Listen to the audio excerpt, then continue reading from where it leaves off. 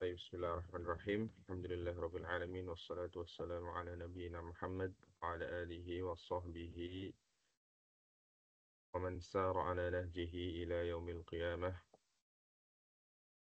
Allahumma la ilma lana illa ma 'allamtana wa 'allimna ma yanfa'una wa zidna ilma.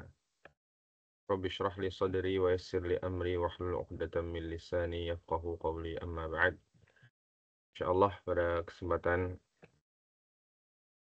siang hari ini kita kembali lagi melanjutkan membaca serta menerjemahkan penjelasan ringkas dari kitab Umdatul Ahkam karya Imam Abdul Ghani Al-Maqdisi rahimahullahu taala dengan penjelasan ringkas yang ditulis oleh Dr. Mansur As-Saq'ub hafizahullahu taala, dan kita telah sampai pada hadis yang ke-5 atau yang ke-7 di sini. Karena hadis sebelumnya yang tentang hadis tentang wajibnya menyempurnakan wudhu, ya, menyempurnakan membasuh anggota wudhu, yaitu beliau menggabungkan 3 riwayat. Nah, kita anggap saja ini adalah hadis yang ke-7 ya, sesuai dengan penomoran. Baik. Berkata Imam Abdul Ghani Al-Maqdisi rahimahullahu taala, beliau menukil hadis dari sahabat yang mulia an Abi Hurairah radhiyallahu anhu, dari sahabat yang mulia Abu Hurairah Abdurrahman bin Sakhr Ad-Dawsi radhiyallahu taala anhu, anna Rasulullah sallallahu alaihi wasallam qaal, bahwasanya Rasulullah sallallahu alaihi wasallam pernah bersabda, la yabulanna ahadukum fil ma'id da'imil ladzi la yajri thumma yaghtasilu minhu. Ya. La yabulanna ahadukum fil ma'id da'imil ladzi la yajri thumma yaghtasilu minhu. Ya. Nabi SAW bersabda, janganlah janganlah salah seorang di antara kalian kencing, yabul. Janganlah sekali-kali salah seorang di antara kalian kencing fil ma'id da'imi, di air yang daim. Apa maksudnya al-ma' al-daim? Alladzi la yajri, yaitu air yang tidak mengalir. Jangan sekali-kali salah seorang di antara kalian kencing di air yang menggenang, yang tidak mengalir. Tsumma yaghtasilu minhu. Kemudian ia mandi darinya. Wali muslimin, dan dalam riwayat Muslim, la yaghtasilu ahadukum fil ma'id da'imi wa huwa junubun. Janganlah kalian mandi, janganlah salah seorang di antara kalian mandi di air yang menggenang, dalam keadaan dia junub. Dalam keadaan dia junub.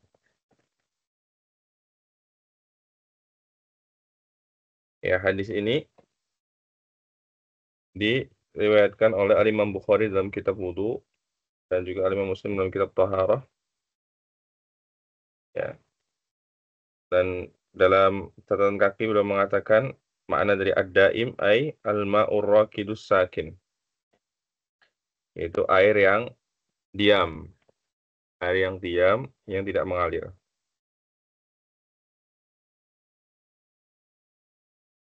Baik, kemudian kita langsung baca jelasan dari Dr. Mansur.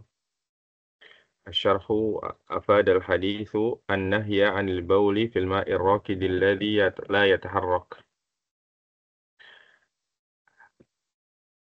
Faedah penting dari hadis ini adalah kita dilarang untuk kencing di air yang menggenang, di air yang tidak mengalir. Alladzi la yataharrak, yang tidak bergerak, yang tidak mengalir. li'anna al-baula fihi wa huwa rakidun dhari'atun litanjisihi. Ya. Kenapa? Alasannya adalah, kata beliau, karena kencing pada air tersebut dan dia rakid, ya sakana, ya diam, air tersebut ya diam, tidak mengalir, ini ya akan menjadi dzari'ah, akan menjadi wasilah, ya perantara, ya untuk membuat air tersebut najis. Ya, kalau seorang kencing di air yang mengenang, tidak mengalir, otomatis itu akan bisa menyebabkan menjadi sebab air itu menjadi najis. Ya, bahkan jika yang kencing tidak hanya satu orang, ya. Satu orang kencing, kemudian orang yang lain, 3 orang, 4 orang, dan seterusnya, maka kemungkinan besar akan menyebabkan air tersebut menjadi najis. Bahwa laisa kalma'il mutaharrik. Air tersebut tidak seperti air yang mengalir. Ya, kalau air yang mengalir, ya boleh kita kencing di situ, ya. Misal di sungai. Ya, di sungai yang mengalir, ya maka kita boleh kencing di situ. Kemudian wan nahyu fil hadithi walil karahati fil bauli walit tahrimi fit taghawwud. Ya, kata beliau di sini, larangan dalam hadis ini, ya larangan kencing di air yang mengenang, ya maknanya adalah hukumnya makruh, ya untuk kencing. Namun ya untuk taghawwud, yaitu untuk buang air besar, maka hukumnya haram. Jadi di mazhab Hambali, ya untuk kencing itu hukumnya makruh, kencing di air yang mengenang. Ya, adapun jika buang air besar maka hukumnya haram. Kemudian waqtara Ibnu Bazin annahu litahrimi fihima. Adapun Syekh Ibnu Baz rahimahullah taala, beliau berpendapat kalau ya baik itu kencing maupun ya buang air besar di air yang mengenang itu hukumnya haram dua-duanya.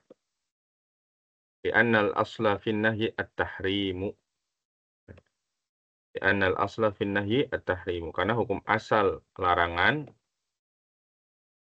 ya hukum asal larangan itu adalah haram, ya menunjukkan keharaman. Kalau ada larangan, ya itu menunjukkan bahwa sesuatu yang dilarang itu hukumnya haram dilakukan.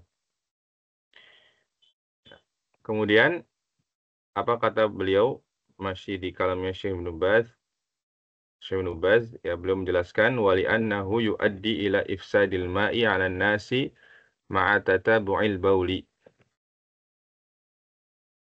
Alasannya kenapa? Karena ya hal tersebut ya menyebabkan ifsadil ma', ya rusaknya air, 'alan nasi bagi manusia ma'a tatabu'il baul, ya disebabkan oleh air kencing yang terus-menerus.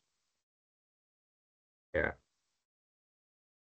Tadi kalau air mengenang itu orang kencing di sana, ya bisa jadi banyak ya yang kencing di situ, ya. Atau bahkan buang air besar di situ. Maka itu akan merusak air dan merusak air tersebut menjadi najis, kemudian akan merugikan bagi manusia.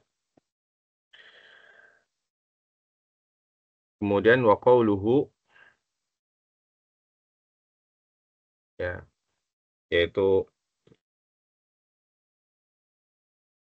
di sini perkataannya siapa ini? Umayyah Fihi di dalam hadis tadi, ya.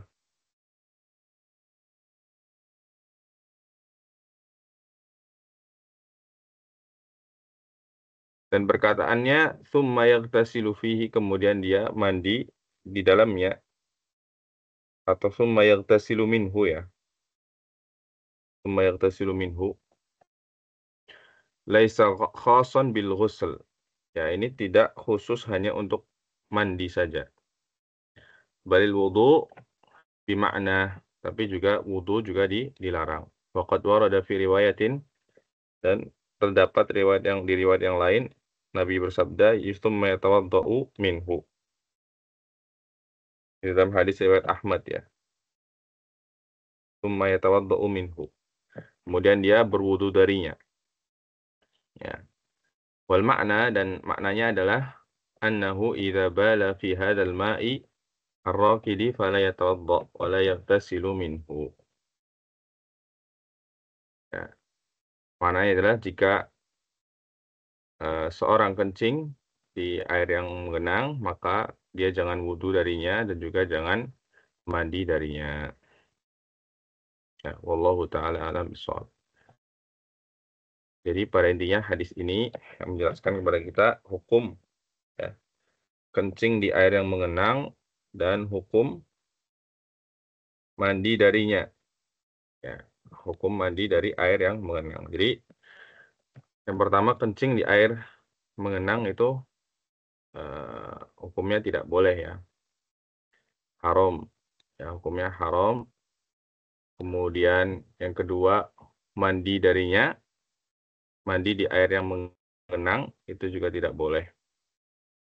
Ya, ya. Kencing, baik kencing maupun buang air besar ya, itu termasuk juga. Kemudian apalagi jika seseorang itu kencing atau buang air besar kemudian mandi dari air tersebut. Jadi tadi kencing saja di air mengenang atau BAB saja itu dilarang. Kemudian yang kedua, mandi saja ya, mandi di air yang mengenang itu dilarang. Yang ketiga, apalagi kalau dia kencing ya atau BAB kemudian setelah itu dia mandi atau berwudu dari air tersebut, itu lebih-lebih dilarang ya. Ini kesimpulan yang kita bahas pada kesempatan kali ini. Demikian, semoga yang sedikit ini bermanfaat. Subhanakallahumma bihamdik, asyhadu an la ilaha illa anta, astaghfiruka wa atubu ilaik. Shallallahu ala nabiyina Muhammad wa ala alihi wa sahbihi ajma'in. Akhiru da'wana alhamdulillahi rabbil alamin. Assalamualaikum warahmatullahi wabarakatuh.